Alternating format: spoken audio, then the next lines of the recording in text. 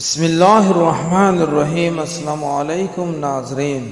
افریقہ کے ایک ملک میں ایک شخص حافظ قرآن و علم شریعت کسی مسجد میں امام جماعت مقرر ہوا۔ لوگ اس عالم کا بہت احترام کرتے تھے اور ہر شخص چاہتا تھا کہ اس عالم کو اپنے گھر دعوت پہ بلائے، خصوصاً رمضان المبارک میں۔ اسی سبب ایک مقتدی نے رمضان المبارک میں ان کو افطار میں اپنے گھر بلایا۔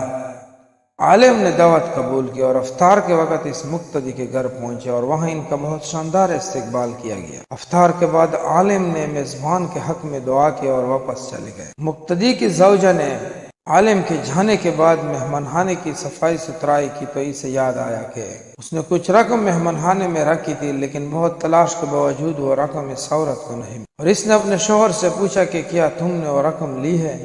شوہر نے جواب دیا نہیں، اور پھر اس نے یہ بات شوہر کو بتا دی کہ مہمان کے علاوہ کوئی دوسرا فرد ہمارے گھر نہیں آیا اور ہمارا بچہ دوسرے کمرے میں تھا، اور جھولے میں رہنے والا اتنا چھوٹا سا بچہ چوری نہیں کر سکتا۔ بلاخر دونوں اس نتیجے پر پہنچے کہ رقم مہمان نے چوری کی، اور یہ سوچتے ہوئے میزبان کے عام و غصے کی انتہا نہ رہی کہ ایسا کیسے ہو سکتا ہے کہ ہم نے اتنی عزت و احترام کے ساتھ اپنے گھر بلایا اور انہوں نے غلط کام کیا۔ اس شخص کو قوم کے لیے نمونہ عمل ہونا چاہیے، نہ کہ چور ڈکیت۔ غم و غصے کے باوجود اس شخص نے حیا کے مارے اس بات کو چھپا لیا، لیکن درین حال علم دین سے دور دور رہنے لگا تاکہ سلام دعا نہ کرنی پڑے۔ اس طرح سال گزر گیا اور پھر رمضان المبارک آ گیا، اور لوگ پھر اسے خاص محبت اور جوش و خروش کے ساتھ عالم دین کو اپنے گھروں میں افطار کے لیے بلانے لگے۔ شخص نے اپنی زوجہ سے کہا کہ ہمیں کیا کرنا چاہیے، مولانا صاحب کو گھر بلائے یا نہیں؟ زوجہ نے کہا بلانا چاہیے،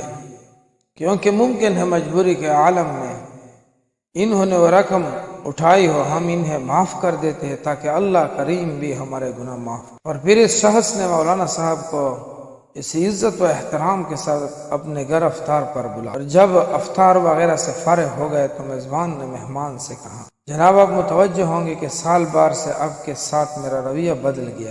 عالم نے جواب دیا ہاں، لیکن زیادہ مصروفیت کی وجہ سے میں تم سے اس کی وجہ معلوم نہ کر سکا۔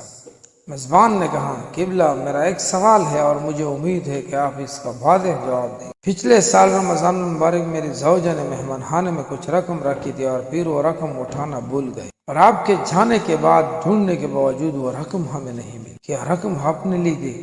عالم دین نے کہا ہاں میں نے لی تھی۔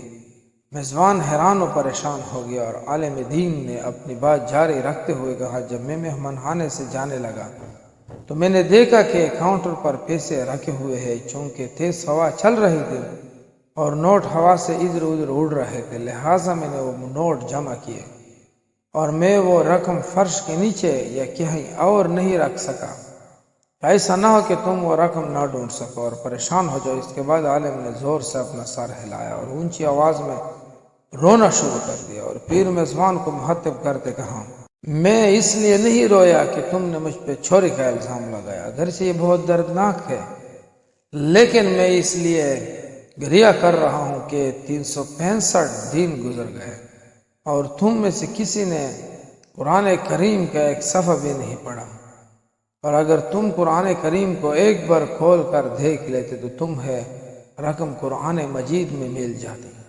یہ سن کر میزبان بہت تیزی سے اٹھ کر قرآن مجید اٹھا لایا اور جلدی سے کھولا، اور اس کی مکمل رقم قرآن مجید میں رکھی نظر آئی۔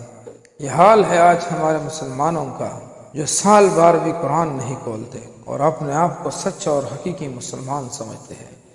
قرآن کریم کا حق ہے کہ اس کو سال میں 3 دفعہ ضرور ختم کر لیا کرے، ہو سکے تو اس بات کو عمل میں ضرور لائیے۔ سب دوستوں سے گزارش ہے کہ اچھے واقعات حکایات کے لیے چینل کو سبسکرائب کریں۔